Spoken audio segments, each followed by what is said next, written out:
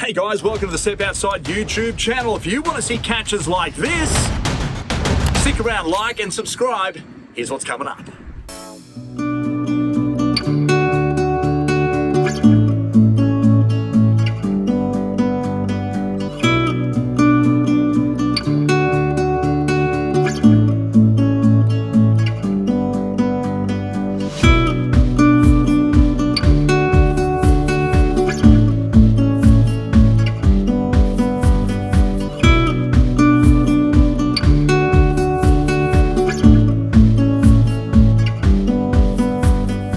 Hey team, it's nice and early in the morning and there are literally 50 boats around us. And what we're doing here today is targeting one of the most sought after delicacies in Australia, and that is the humble old prawn.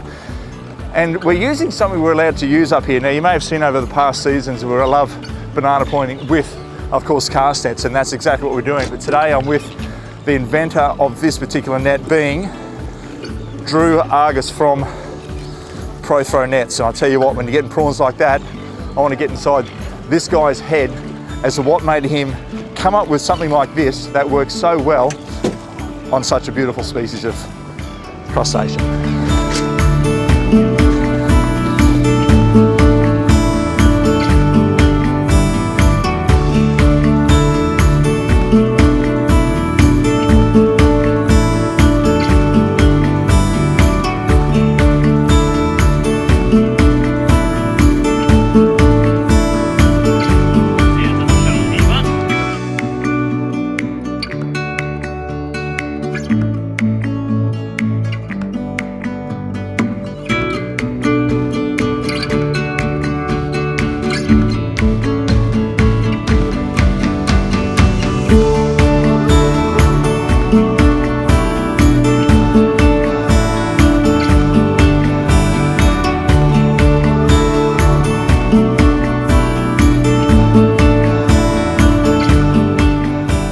Drew, I've got to ask you, mate, I mean, you've gotten into the industry of making cast nets. Now, you obviously bring them into the country now because you're so busy with these things. A fantastic idea. Now, there are other top pockets out there, but your net just lays so much smoothly. It's like silk going onto water, mate. Yeah, so I used to make these personally myself by hand. Yeah.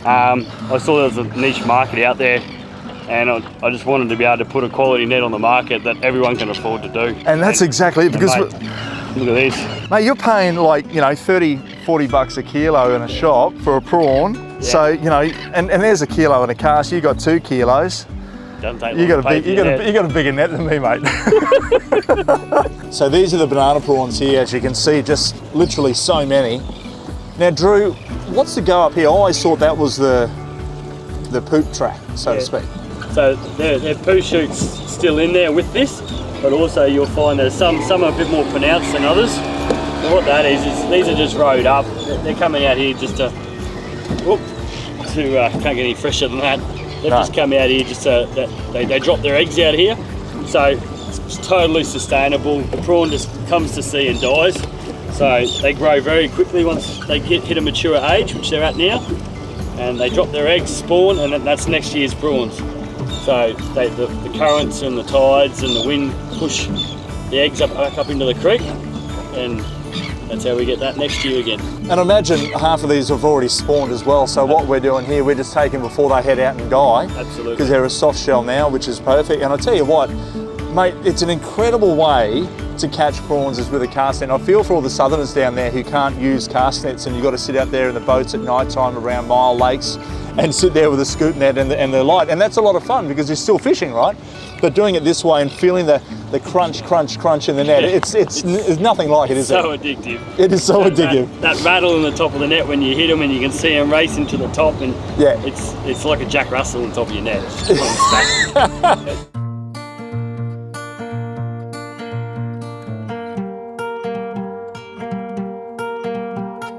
And I'll tell you, I had one guy come past before and he goes, "Hey guys, do you need any prawns? Because I've got my bag limit." He didn't want to go, but he's doing the right thing. So people out here who aren't doing the best at casting, maybe, because I've seen a few banana casts out there, is that, you know, handing them over to other people so everybody's getting their share, and that's what fishing is about. And that's what Drew's about as well, is getting the guys out here, putting them onto the position, onto the spot, so they too can have a great time. However, there's one bloke I've got to put out there, mate, who's not having a great time this morning.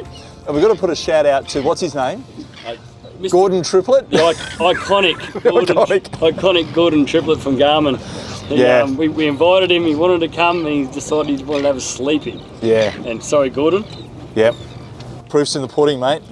Although I did hear the last time that he went prawning, we should say the last time he went and got a prawn, that was probably the size of what he got. So look, fingers crossed next time, Gordy, once this episode goes to air, mate, you'll be able to get it there and get a few tips, because we've got plenty of those coming up as well in today's show. So stick around, mate. Let's go get some more prawns.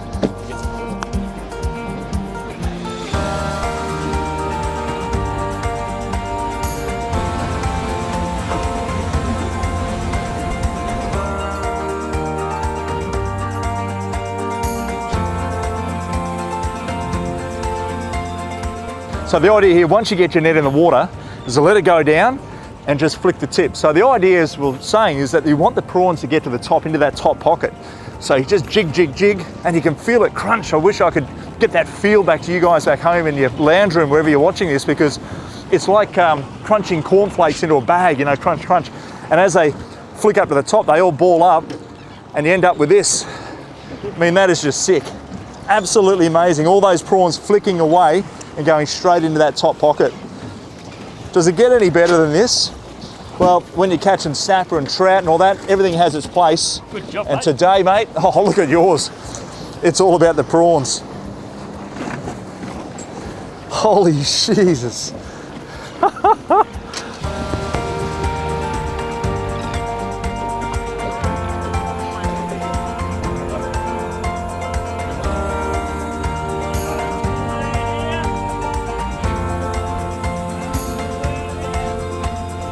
So there's so many different ways of casting a net.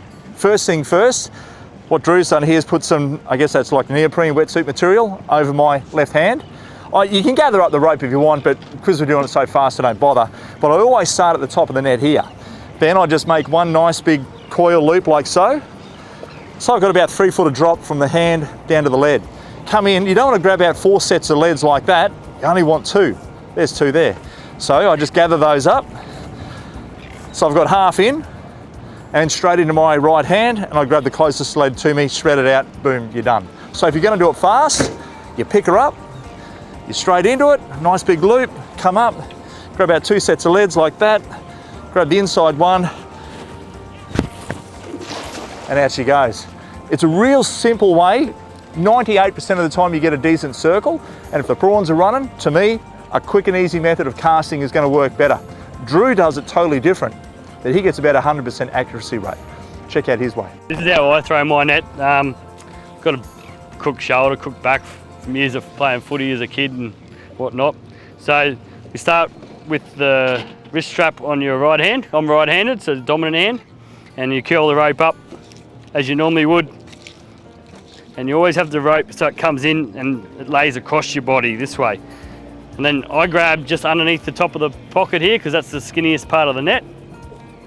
And then my next step, this being a 12-foot net, my next step I grab is chest height here. From there I rotate my hand forward, bring my left hand over, again grab 2 chain lines. Put that on your elbow. The rest of the net sits on the ground, so my back and my body is nice and straight and not holding any weight of the net. You grab your inside chain line, you grab half of what's left on the ground there. From here, this is where most people get confused. From here you change from having 4 fingers when you're feathering it out to 3. So you can pinch with your index finger and your thumb. And you gather the remaining amount and tuck up into your arm. So when I'm driving along prawning, I watch my sounder driven over a big patch of prawns, then I just pick my net up, turn around, and throw. And that method, every time, won't fail. So when the prawns are jumping and showering and you're going 1,000,000 miles an hour, if your technique's right, it won't fail. So Drew, the name Pro Throw, It's a pretty cool name, surprised it wasn't taken. Mate, how'd you come up with it? Honestly, I don't know. I think my wife helped me with it. We threw around, I've got a fencing business also, so I had DMA fencing. We thought DMA nets, and then, I don't know, pro throw, pro cast. Pro throw just ran off the tongue better. Well, so. It says it all, doesn't it? Because the nets lay out so super smooth. Yeah. What's the, with the chain, mate? Now, I feel this has got a lot to do with making the net go out perfectly as well. Yeah, so when we're chasing prawns and targeting prawns, we want to use a chain bottom net. The reason for that is it gets an even drag across the bottom of the ocean, which tickles the prawns up out of the mud. Yep. And the chain doing that sinks at the same rate, sinks evenly, and doesn't get any catch points on it, so that feathers out. With the net to lay flat, that comes down to the way the net's made and the way it's all hand sewn in its reductions, in its patterns, for it to get bigger and bigger as the net grows. And that's what I've noticed, because you've got there's that a reduction there, as you can see the join quite clearly. So that's a reduction line. So this is all hand sewn, handmade, and that's what makes the net spread so easy. Yeah, wow. You've got four reductions in our 12-foot pro throw net. Yep. And you don't need any more. Some people say you should have 7 reductions. I've tried making 7 and you don't. You don't need it, not at all. Proof's in the pudding this morning. And, mate, I prefer monofilament over the nylon net as well. Yeah, absolutely. Further north Queensland, sometimes they run, the custom net make guys do put a little bit of nylon at the bottom. Why? If they're throwing in rocky areas. Right, okay. So it's a little bit hardier and a bit stronger. Yep. But in southeast Queensland and most estuaries and fish, you want sink rate. Yeah. Sink quick. And the other thing is you don't have pockets at the bottom. Not for a prawn net, because they go this way. They go straight up into this top pocket here. So that's the pocket where, obviously, when we're catching our prawns, they all get caught into this, and then you've got the release up here to pull them out. So with my style of prawn net, we have a bag on the top, so your pocket's actually on the outside of your net. So what happens, you'll see a lot of other various brands of nets, and their top pocket's very tight like that. Yeah. So if you had a massive influx of prawns like we had this morning, you just end up with a little ball here, and what ends up happening is they just clog and choke the top of the net. Yeah. And then the rest of the prawns hit the bottom of the prawn pack and shoot down. Straight back out. So what we've created here is a pocket, sort of like a banana tree. Look at this. They can just keep coming and keep coming, keep coming. Have you ever filled it? Gone close. I think we went close this morning, man. I'll tell you, this is intense. I'm seeing a lot of the other boats out there as well, and that's what you've really got to be aware of. It's not as if you're fishing on a pinnacle or anything, you know, where you have to give yourself distance, because when prawns ball up, they ball up in a tight knit at times.